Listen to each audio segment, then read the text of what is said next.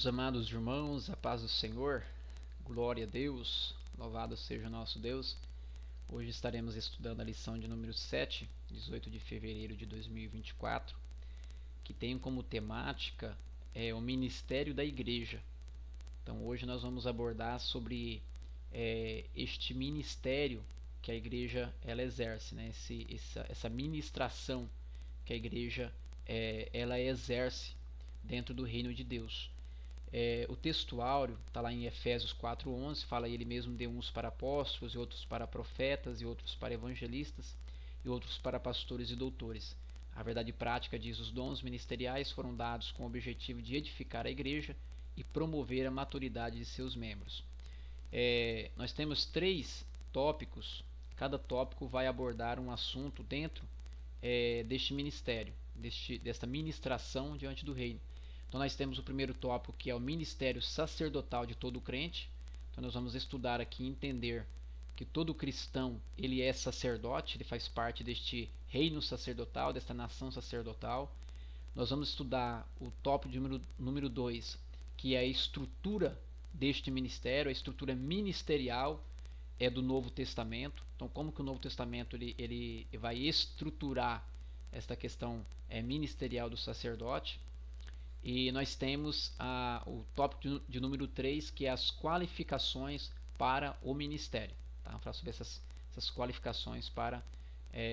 aí já é uma questão do ministério como organização, tá? Não como organismo. Então o tópico 1 e o tópico 2 vai abordar a questão organismo, e também no tópico 2 e tópico 3 a questão da igreja como organismo, mas também como organização, exercendo esse ministério. O tópico 1 fala o ministério sacerdotal de todo crente. Vai falar ali no subtópico de número 1 sobre esse sacerdócio no Antigo Testamento. Então nós vamos entender que no Antigo Testamento nós temos alguns papéis exercidos como sacerdotes, né? Como sacerdócio. Primeiro, nós temos de uma forma um líder de várias famílias realizando o papel sacerdotal. Depois nós temos um líder de família, já não está no plural, não são várias famílias, mas é uma única família, um líder de uma única família exercendo esse papel sacerdotal. Depois nós temos toda a nação de Israel sendo chamada para ser sacerdotes, né? Um povo sacerdotal. E depois nós temos lá no Sinai Deus separando exclusivamente a tribo de Levi para exercer o papel sacerdotal. Então nesse primeiro subtópico pode ser abordado aí a questão dessas pessoas que exerceu esse sacerdócio. Nós temos exemplo ali nessa questão que oferecia sacrifícios pelas famílias. Nós temos ali o caso de Jó, tá lá em Gênesis 4:3. No sentido de chefe de família, nós temos ali o sogro o Jetro, né, sogro de Moisés. Temos o caso de Abraão, que oferecia sacrifícios. Depois nós temos a nação de Israel sendo chamada, e temos aí a questão da tribo de Levi. Então dentro esse chamado da nação de Israel e a tribo de Levi sendo chamado para o sacerdote, pode ser abordado aí algumas questões relacionado ali a esta chamada, relacionado ao tabernáculo, como que era feito. Falar um pouco sobre os filhos de Levi, né, que são os 3 filhos de Levi, que é Merari, Coate e Gerson, né, cada um deles recebeu funções específicas dentro desse chamado sacerdotal para exercer dentro do povo de Israel. Então tem bastante coisa a ser explorado aí nesse primeiro subtópico. No segundo subtópico fala que é uma doutrina bíblica confirmada também no Novo Testamento.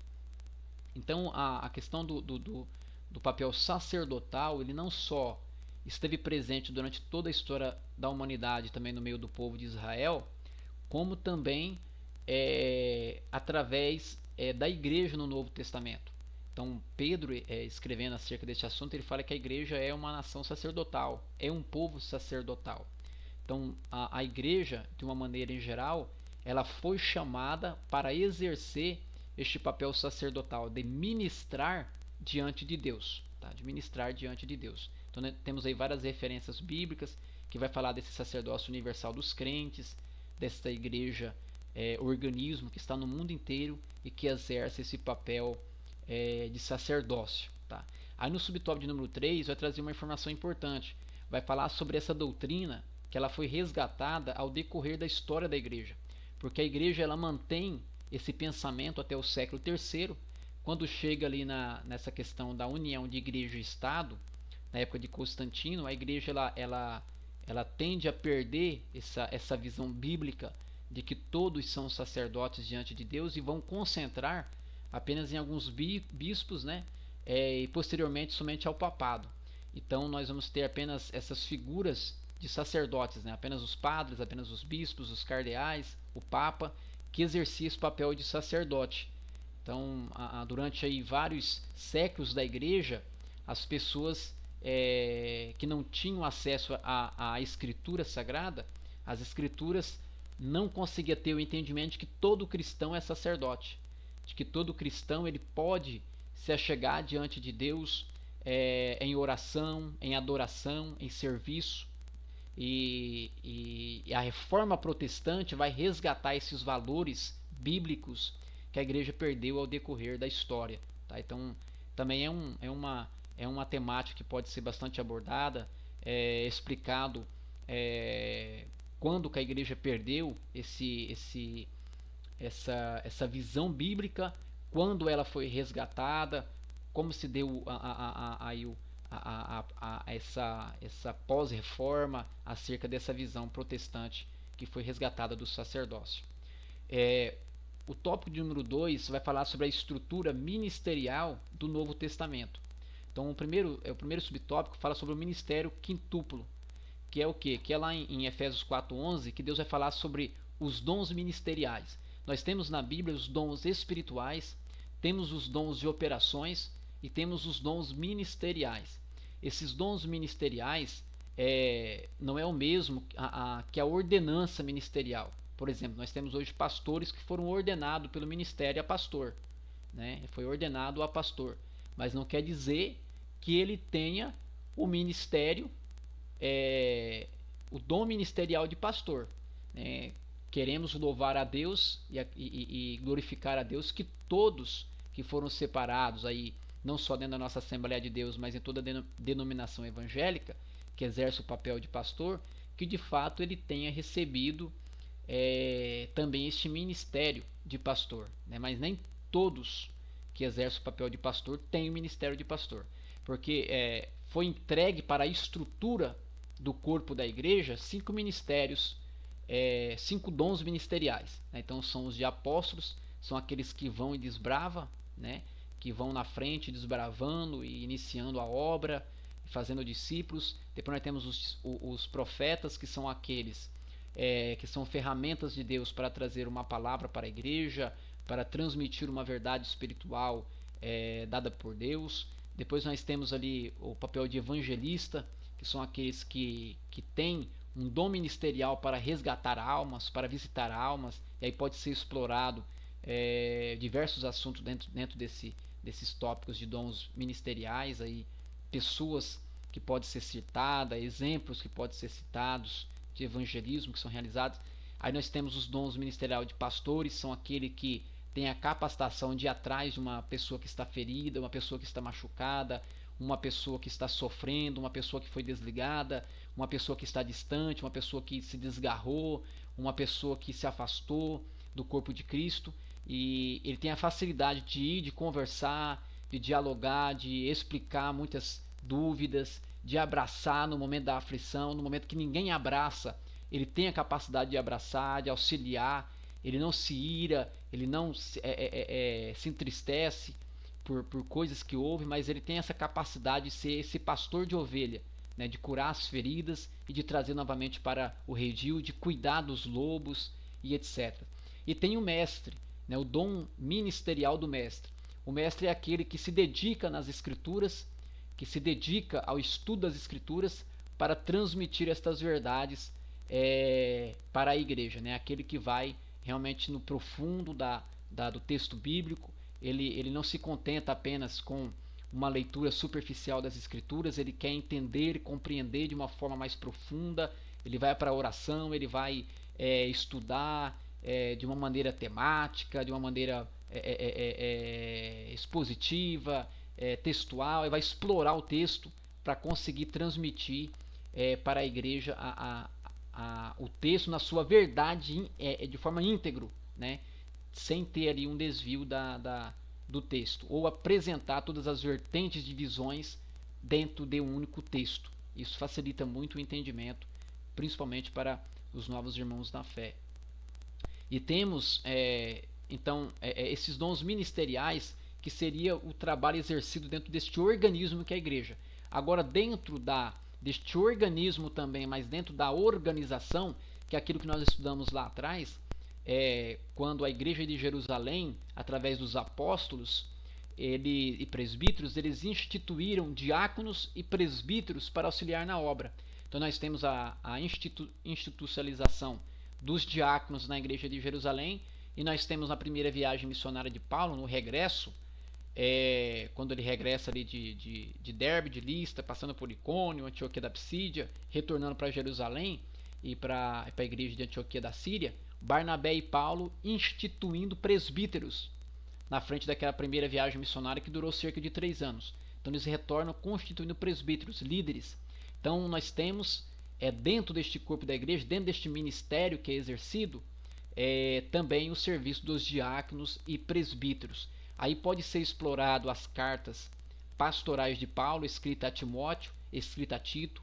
Pode ser lido aí quais são os requisitos para ser um diácono, quais são os requisitos para ser um presbítero, e se isto hoje está sendo observado dentro do ministério, a Assembleia de Deus, dentro de outras denominações evangélicas, se esses requisitos realmente estão sendo preenchidos, né? Se estão sendo separados presbíteros que estão aptos para ensinar, marido de uma só mulher e etc, né? E assim diáconos também.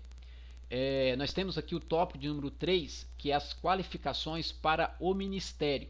Agora nós estamos falando daquelas pessoas que estão sendo separadas para ser diáconos e presbíteros. Se nós lermos lá sobre a separação dos diáconos, nós vamos ver que eles foram escolhidos a dedos pelos apóstolos, direcionados por Deus, mas eram pessoas com a vida, com uma conduta ilibada moralmente, pessoas cheias do Espírito Santo, pessoas cheias de sabedoria, pessoas com uma vida conhecida da igreja na sua época, tá? Então, para se ser separado ao ministério, e aqui nós estamos falando já agora tanto da igreja como organismo, mas também como organização, que é aquilo que nós estudamos lá atrás, que a igreja como organização ela facilita a administração e o cuidado com o povo de Deus.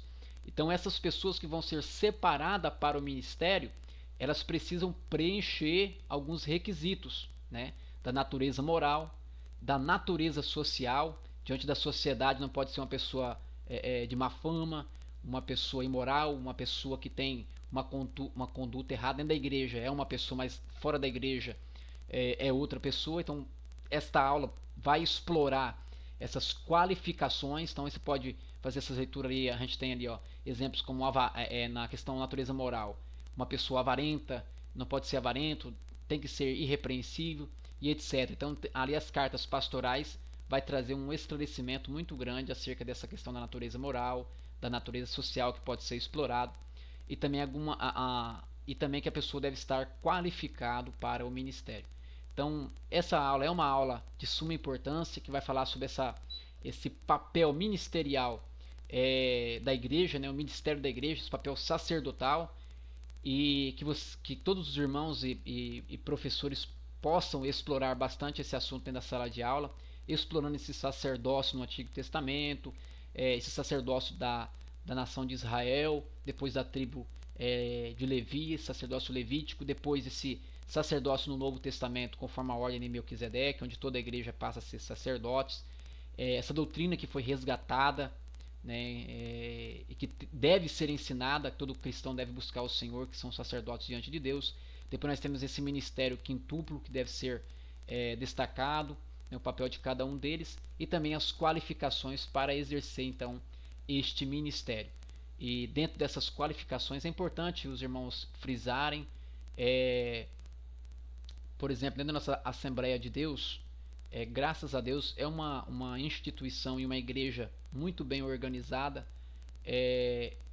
Temos, infelizmente, sem dúvida, surgimento de alguns casos em algumas localidades, mas é mínimo comparado a outras denominações. Somos a maior denominação evangélica do Brasil, em questões de membros, mas mesmo assim, em questões de escândalos da natureza moral, social, ainda sem sombra de dúvida somos a minoria que acontece essas situações, porque é realmente uma igreja que tem o seu crivo, as suas diretrizes muito bem organizada, né? A Assembleia de Deus, para a glória de Deus, é uma igreja muito bem organizada e que traz os seus ministros dentro dos preceitos bíblicos que são exigidos.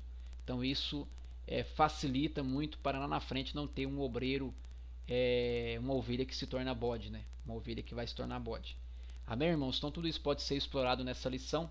Espero ter contribuído com o estudo e com o entendimento dos irmãos nessa aula. Amém? Deus abençoe no nome do Senhor Jesus Cristo. Olá, pessoal. Nesta manhã eu quero compartilhar este momento de alegria com vocês, desta nova obra lançada em um dos temas mais relevantes do nosso tempo, acerca de casamento, mas especificamente acerca do adultério. Então, nesta obra eu vou falar sobre o anti-adultério, a prevenção contra o adultério para que ele nunca venha a acontecer. Mas se acaso pessoas estão passando pelo adultério, como lidar com essa situação, quais as consequências do adultério e também o pós-adultério. É uma obra extraordinária, muito linda, ficou um livro muito bom, muito bonito, um excelente acabamento. Quero compartilhar esse momento com vocês aqui.